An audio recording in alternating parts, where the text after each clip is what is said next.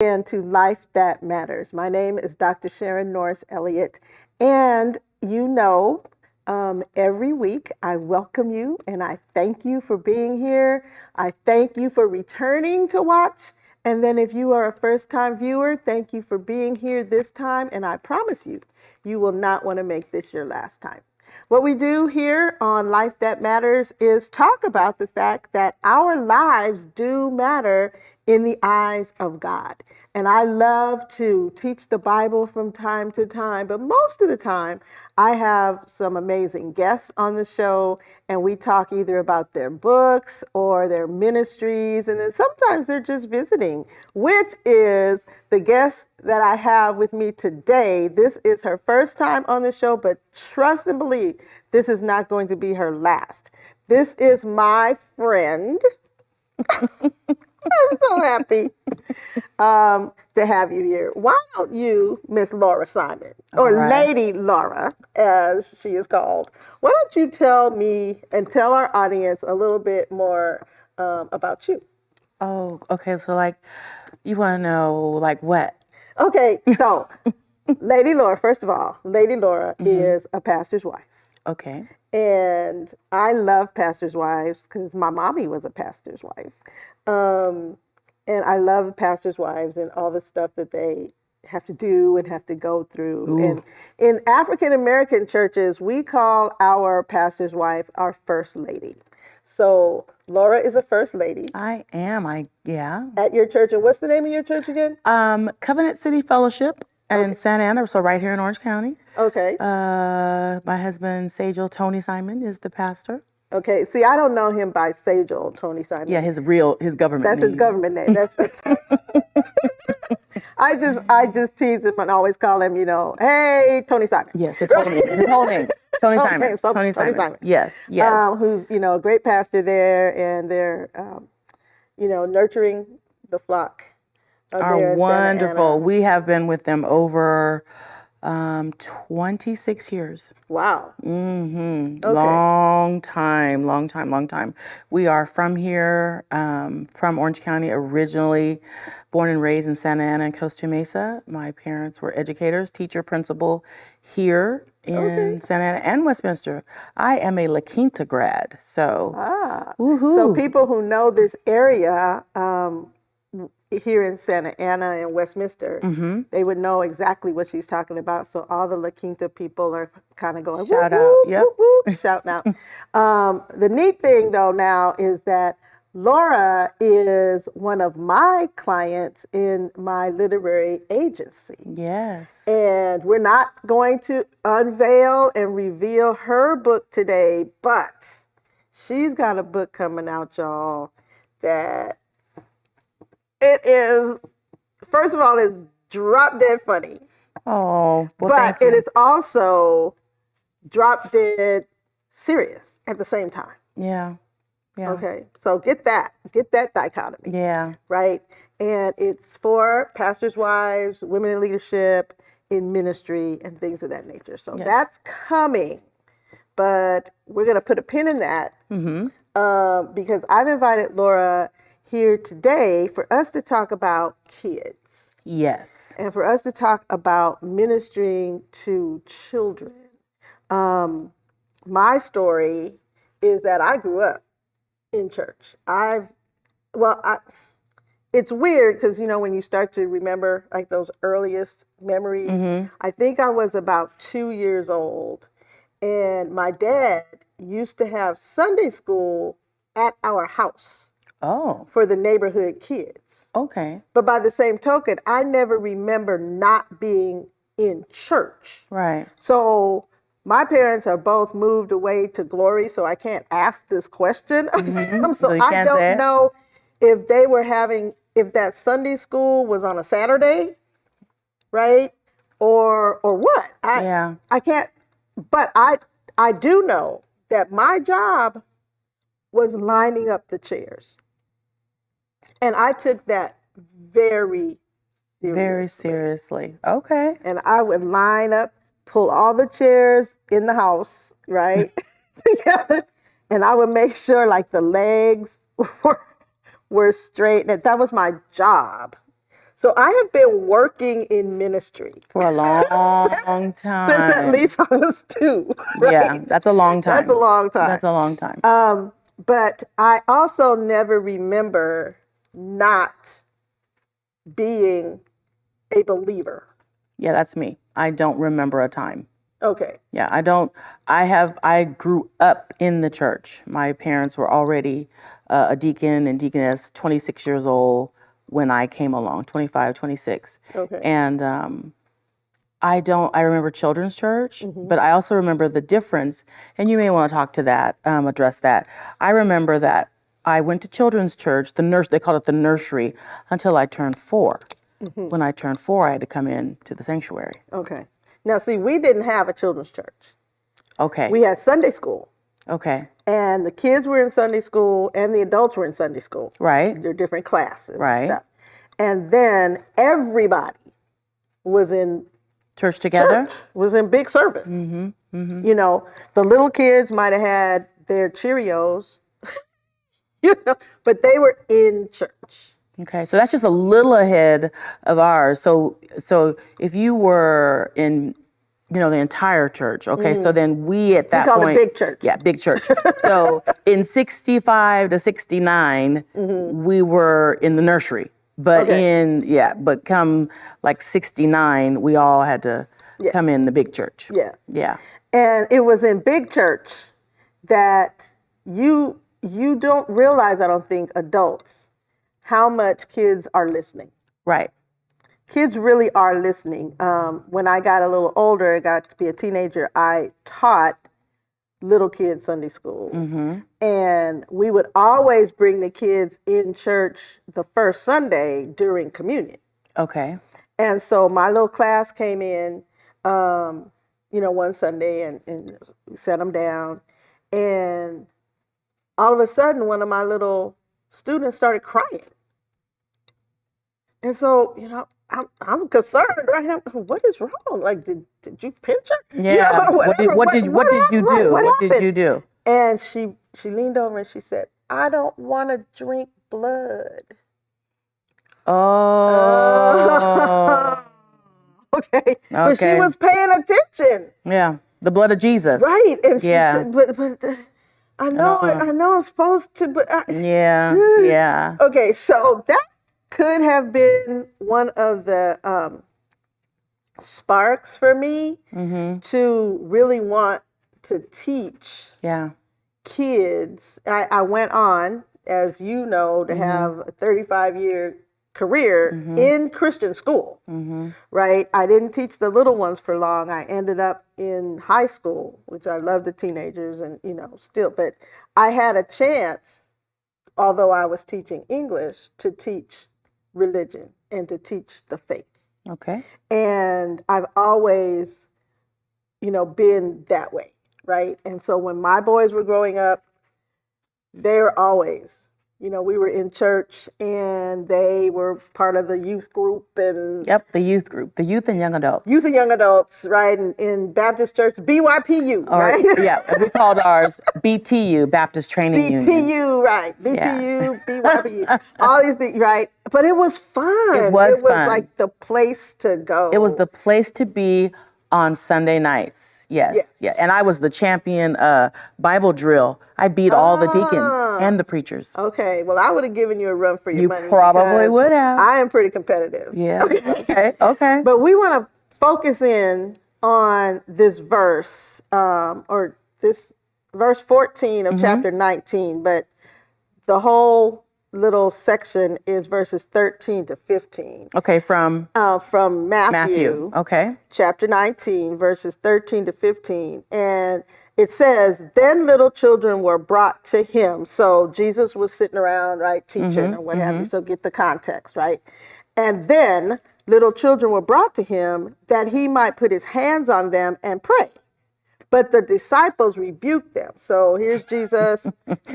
The good old disciples. We're going to have to do a show to talk about disciples. Disciples only, yes. Because they know just too much. All right, go ahead. They're like, no. Jesus is the preacher. And he's busy. He's busy, and you little kids need to get out of here, right? But Jesus said, "Let the little children come to me." Right. and do not forbid them, for of such is the kingdom of heaven. And he laid his hands on them and departed from there. So, in other words, Jesus was saying, no, I'm good. I'm cool. Right. I'm cool with the kids. Let them come. And I'm gonna deal with them. Right. I'm good. I like kids. In other words. In other words. I like kids. Let them come. Jesus is saying you should be like the kids. Right. Because heaven is like the kids. There you go. Innocent. Wanting to be with me. Let's say that. We can go there, right? The kids are like, ooh, I just want to be by Jesus, right? And we're pretty much, okay, how long is the sermon? Okay. Yeah. Right? So that brings us then to my new set of books. All right. So, okay. Yes, I'm a literary agent and I help people get published. Yes, you do. But I also have books. Your own. And you guys who have been watching the show, you know that I publish books, too. But I'm so busy talking about my other people that I don't get a chance sometimes to talk about yours and work on your stuff. Stuff. Yes. And so they tell us, what do they tell us, Laura, or what have I been telling you in this business of publishing books, right? There are ways to get your attention. Right. Right. So how are you going to know about the books that we publish unless we get the information out to you? Right. Right. So what are some of the ways that you mean all your marketing? Yeah, right. So what are some of the ways that that happens? Oh, there's Facebook, there's Instagram, there's even now TikTok, which I'm still trying to work my way through that. So social media, is big. Is one way that we get to you, and I guess in a way we could say we're dealing with you right now, right on social media, but we're on TV, right, telling you about things. So you find out about things on TV using social media, right, and then using social media, we authors try again to get your attention, right, by sending out emails. We'll send out little cards, little postcards. Okay, that we could do that through the mail, right? But what are some of the ways? Why don't some of you write in to me here at the show and let me know what are some of the most effective ways that you learn about new books, right? Right, because we're all out there. Yeah, we're all out there trying to do that. But like I said, I completely just forgot to do your own. Didn't do anything. Like, come on. Right. And Laura is one of my biggest cheerleaders. She's always behind me. She's always trying to encourage me. And she has to finish her stuff. I know she's working on all of our stuff, but she needs to finish her stuff. You need to finish your stuff. Okay, so the big thing is my stuff is getting finished. It's just getting the word out to you all. Yes. So that's what we're going to talk about. Talk about we're that. We're going to talk about that. Yes. Because the second book in my children's series comes out like this week. So if you are watching, like soon. If you are watching this live, right now we are in, what are we in? September? Yeah, September 1st. 2022, right? So if you're watching it now, because see, this show is going to be on the air like forever. So this might be 10 years from now. The book, I'm sure the book will still be available. But right now, this book is about to come out. Right. Now, the series is called I Really Need to Know. Oh. That's the series. Okay. And it's a series of 7 books. Okay. For kids who like to come to Jesus. Yes. And are kids who need to know about the faith. Or are you giving it for their parents who will then read it so that everybody can come to Jesus? Exactly. Okay. Okay, so the series is from the point of view of a kid. And these books are written for 3 to 7-year-olds, right? Okay. And it's a brother and sister team. So the first 2 books are from the standpoint of the brother. Okay. And the first one was Why I Get Into Trouble. and he's a boy. That's really good. There you go. And the book is about the sin nature. Okay. Right? And so the whole idea of the series is that we teach our kids theology. Right. We teach them to know their faith. Right. And if you've been around any little children lately, they know a lot more than you think they know.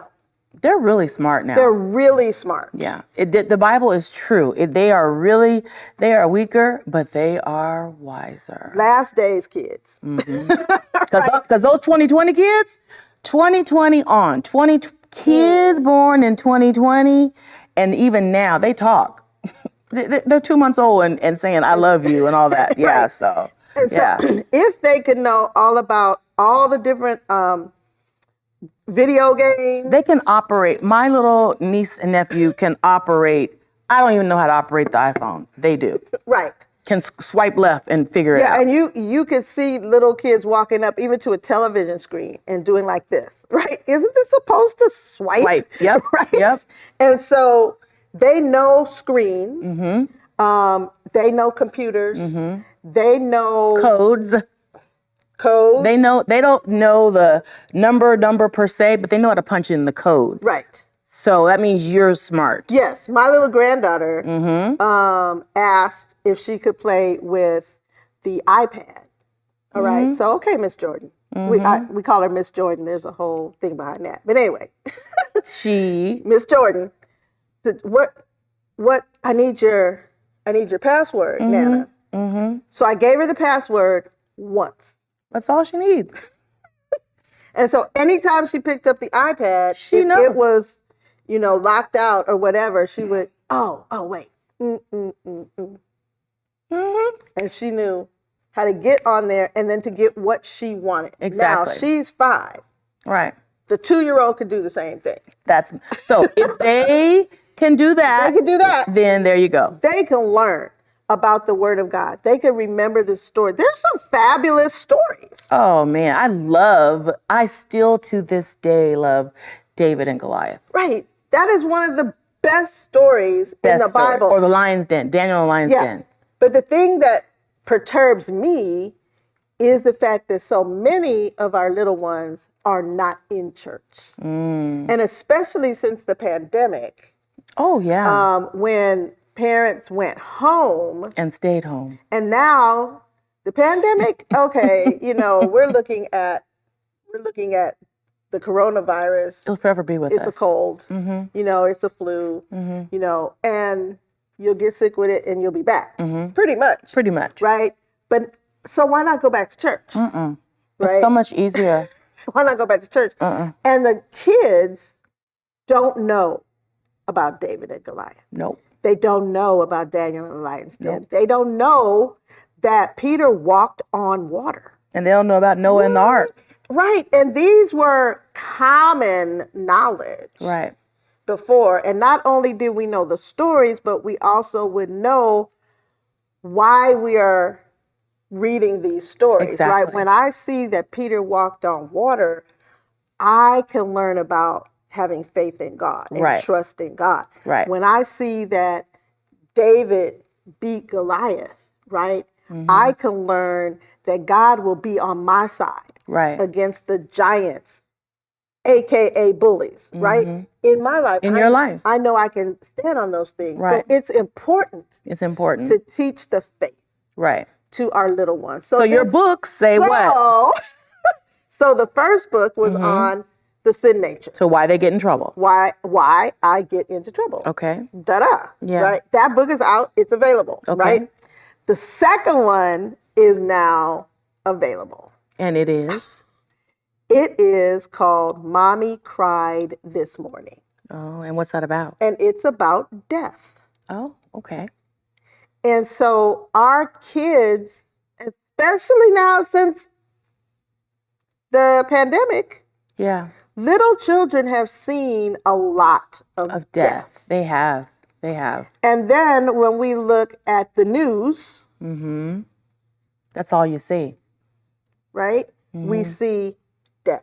Right. And we see death of young people. Ooh, yeah. Right? We see school shootings. Yeah. They go to school. Right? And so what is death?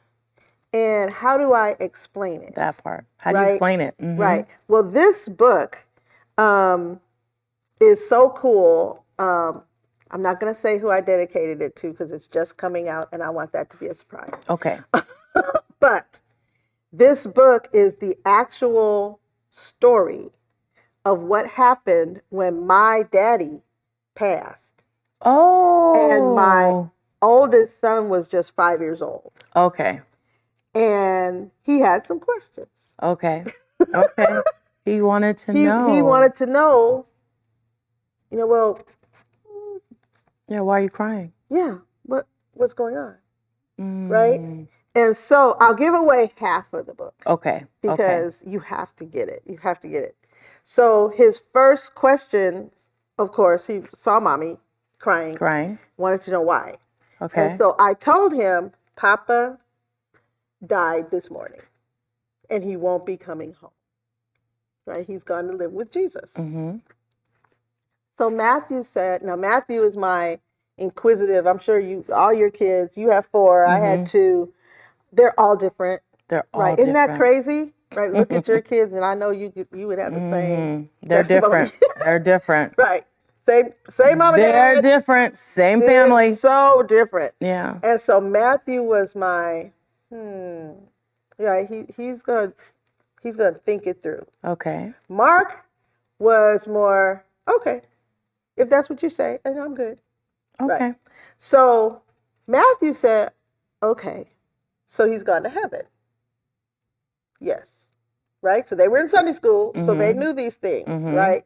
So, and this is my point about discipling children. Okay. Because teaching a truth or teaching a Bible story, like we just said, there's a reason behind these stories, and there's some reasoning that goes into what we understand. So Matthew said, okay, so he's gone to heaven. And I said, yes. And he said, but heaven's a good place, right? Yes. So Papa is okay. Well, yes. He said, well, if heaven's such a good place, well, we want to go. Oh, okay. Wait a minute. Wait, okay, time out.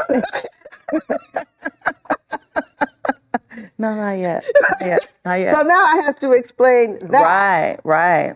To him, right? And so how do you make that explanation, really? Right. How do you get it in their terms for their understanding? Right. Okay. Right. Okay. And so that's what this book does. Oh, okay. So the rest of the book, we had more conversation. All right. Right. And so the rest of the book really is based on that real life that really did that real happen. Encounter that happened. That real encounter. Okay. But what happened was the Holy Spirit allowed me to explain it to Matthew so he could understand it. And now every little kid can understand gets to understand it. Very good. Right, because the book is out. So, and if you look at the cover, and our station manager has the cover that he'll be putting up on the screen for you. The cover is the scene where the mother is talking to the 2 children. And she's thinking about her dad. And there's kind of like a thought bubble. And dad is in that bubble. In the bubble, okay. That's my dad. Okay. My illustrator asked for photos. And it's my dad's picture. So, so as you look at the book and you see the father, depicted, he looks like my father. Okay. Good job. Yeah, which is another super cool thing. Yes. So, how do you get a hold of books that you want for your kids? Okay. So you're going to tell us how we can get yours. Right. Okay. And this is really how we can get any books. Okay. But we're specifically talking about these children's books now. Okay. Because I have this grand idea, and I need all of you to join in with this grand idea. All right. Okay. I can't wait to hear this grand idea. Here's the grand idea. All right. Grand idea. The first part is not so grand. Buy a copy of the book. Okay. There you go. Buy a copy of the book. Okay. For your children, your grandchildren, whatever. Okay. But my grand idea is to get these books into the hands of as many little kids as possible. Okay. And so if you go to church, which that could be another topic that we can talk about because you need to be in church. But anyway, if you go to church I'm asking for every church to get at least 10 copies of the book. Get a copy for every little kid ages 3 to 7.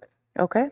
At the church. Now, you could give them out as soon as they come, and you also get a crazy discount from the publisher if you buy the books in bulk. Okay. So, Elk Lake Publishing is the publishing company. Okay. And we're going to talk about this on the next show, so you're going to, continue to listen about this. But Elk Lake Publishing, you can go online, you look up my name, and scroll down, and you will see how to order the books in bulk. Okay. Right. You could buy it for yourself on Amazon, right? Yeah. But buy them in bulk from the publisher. Yeah, we're going to do that for our children's church. So we're going to do that as a church, that we are going to do that. Mm-hmm. And any 10 and over, you get almost 50% off of the books. Okay. So you're going to get a great discount.